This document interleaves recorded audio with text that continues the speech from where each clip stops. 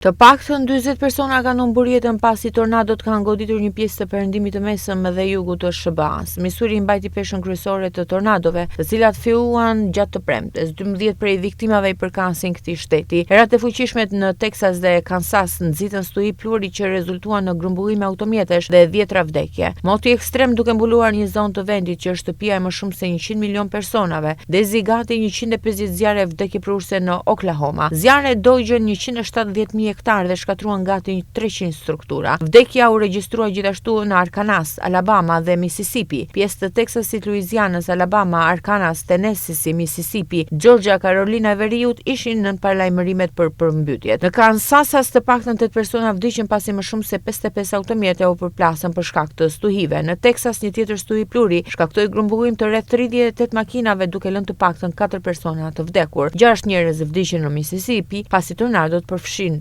shtetin dhe kthesat vranë të tjerë në Alabama, duke përfshirë një grua 82 vjeçare. Në Arkansas, zyrtarët raportuan 3 të vdekur dhe 29 të plagosur.